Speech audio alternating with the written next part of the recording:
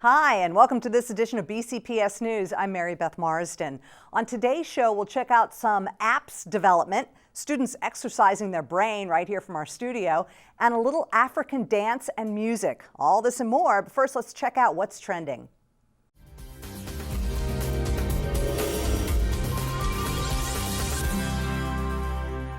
12 fifth graders from Chase Elementary School are participating in a unique program with 11 police officers from the Essex precinct of Baltimore County.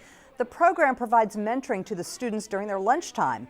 The one-on-one interaction is helping them with homework, organization, math facts, reading, and social skills.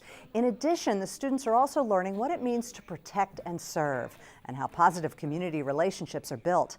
As a way of saying thank you, lunches for the program are donated by Bill Bateman's Express.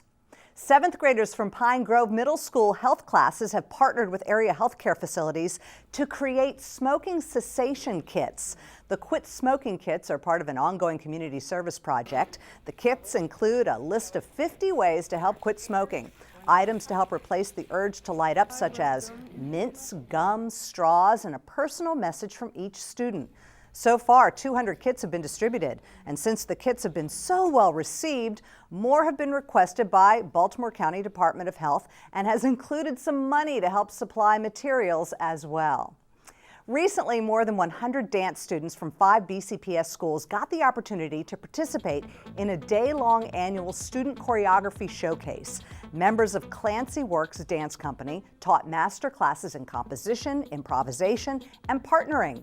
Dance company members also judged the rehearsal and provided feedback to student choreographers in refining their works. The showcase then concluded with an evening performance for family and friends. Coming up next in our studio, we're talking about one of the most popular and educational competitions in the county. Stay with us, there's more to come.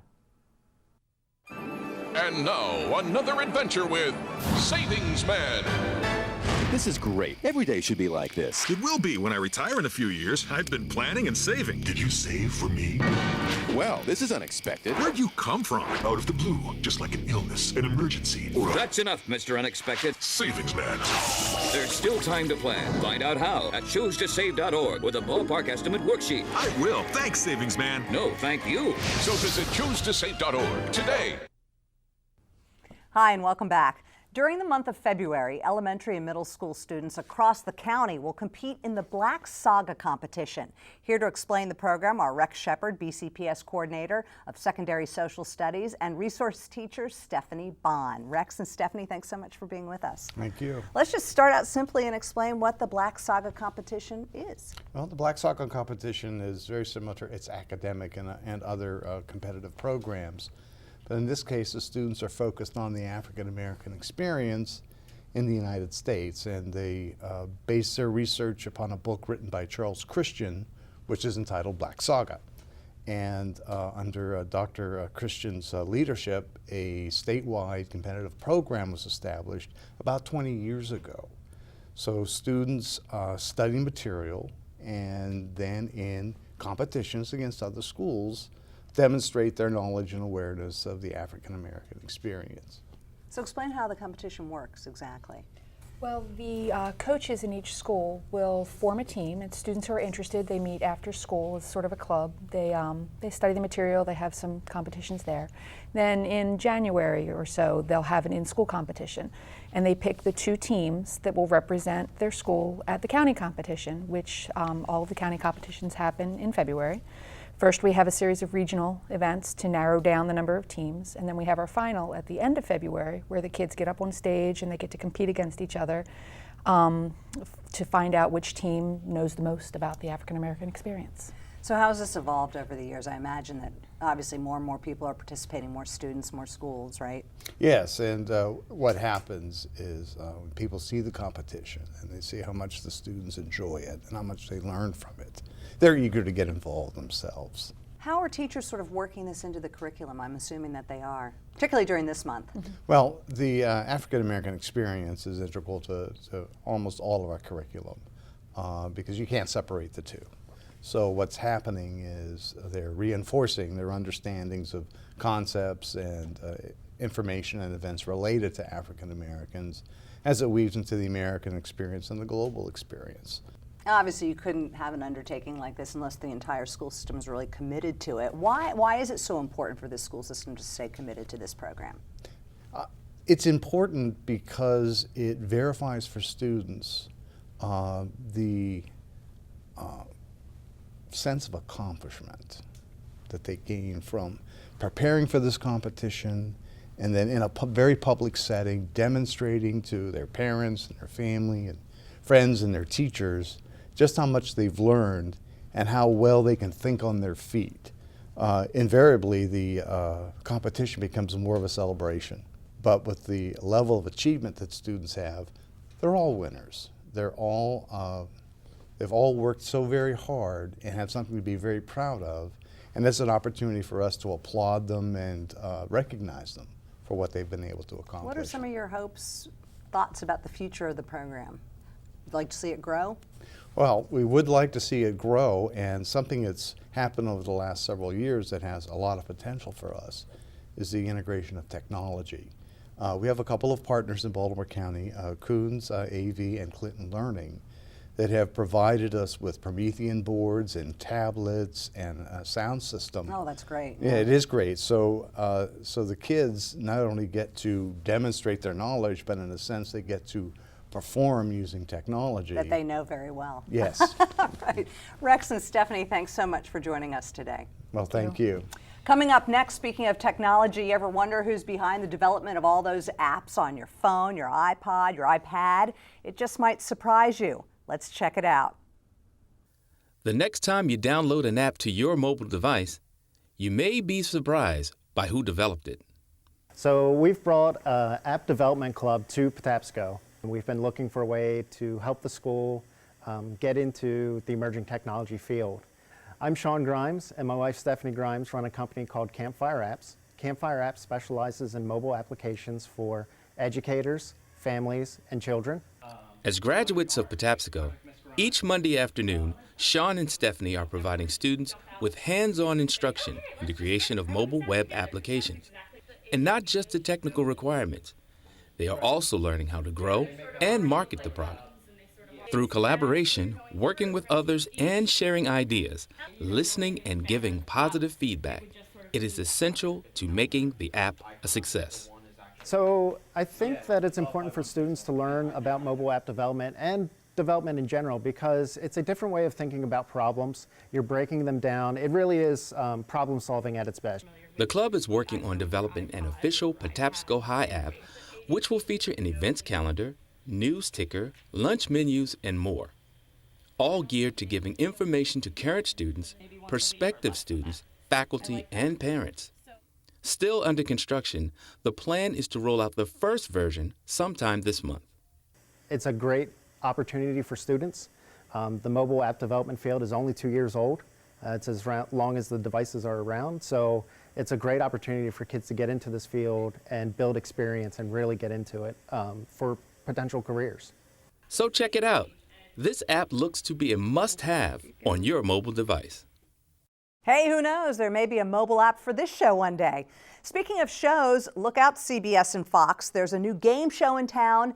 It's called Brain Gain. BCPS-TV's new game show has elementary school students across the county straining their brains for the right answers.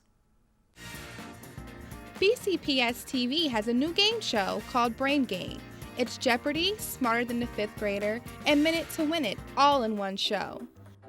3 fifth grade teams from 3 different BCPS elementary schools compete for actual cash prizes. Brain Gain is an opportunity for kids to have a little bit of fun, make a little bit of money, and be excited about learning. And that's what we do. That's what Brain Gain's all about.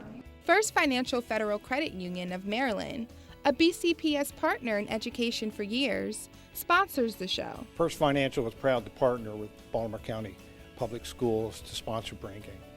As the credit union for employees, students, and their families, we realize the importance of teaching our students the fundamentals of personal finance. We do this because our mission is to support the success and the efforts of Baltimore County Public School students. We want to showcase the curriculum, what the students are doing in our schools, and just give the audience at home an opportunity to see all the great things that we have going on in our school system. Students from around the county are energized by the prospect of being on the show.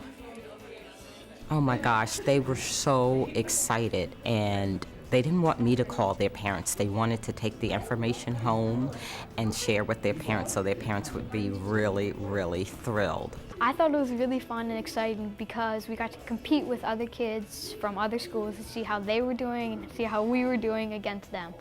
I think the kids were really happy to be involved with it, and it was just neat when they knew that they knew the answer, and you know, you could see that they studied that in school, so it was all connected. Schools are randomly selected through a raffle bin called the Brain Barrel.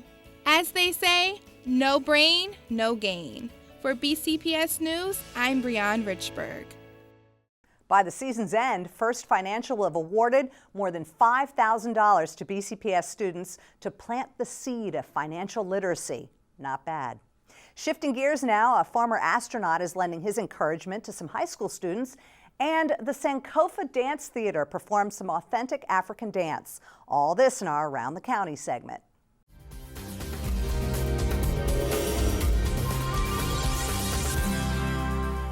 Don Thomas, former NASA astronaut and director of Hackerman Academy at Towson University, visited Lansdowne High School as part of an outreach program to encourage students and pursue careers in math and science. You know, there's so many great jobs in the future, especially here in the state of Maryland, that are going to be high technology and science engineering jobs.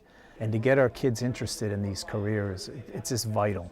The students were inspired with his words of encouragement after learning he was initially rejected from NASA 4 times. If you get turned down one time, it doesn't mean give up. It means try to figure out what you can do better. You know, if you're applying to medical school and you don't get in, maybe you need to take another biology class or another anatomy class. You just try to figure out what you could do to increase your chances. Having impacted the students, astronaut Don Thomas completed his mission. If I hadn't been in space, I might not have their attention talking to them, but to be able to walk in the room and say, I've been around the Earth 700 times, that'll grab their attention. And hopefully it'll motivate some of them to dream big as well and to chase down their dreams. For BCPS News, I am Breanne Richburg. The kids at Pinewood Elementary School were introduced to the Sankofa Dance Theater, performing authentic African dance and music. There are many traditions from many different places that are rooted in Africa, and it's good for children to know at least the foundation, some basics about some African tradition when it comes to dance, when it comes to drums. The theme for the presentation is The Reasons Why We Dance, which paints a picture of West African culture. The techniques and styles we mostly do are from West Africa, from Senegal, Guinea, Mali area. By getting the teachers on stage to dance along, the students felt no reluctance to join in the song and dance. We encourage the participation. We encourage the clapping, the smiling, the laughing. We have songs that they join with us with, even dances. I love to see the children enjoying what I'm sharing with them.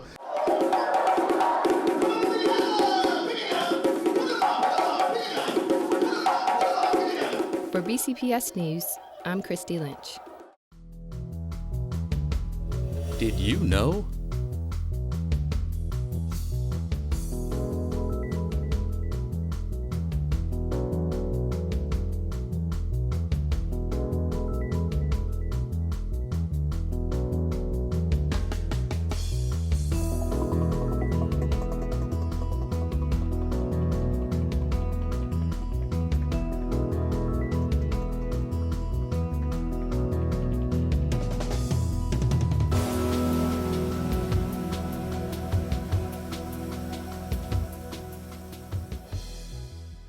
That does it for this edition of BCPS News. If you have any story ideas, comments, or suggestions, contact us at edchannel@bcps.org and follow BCPS on Facebook and Twitter.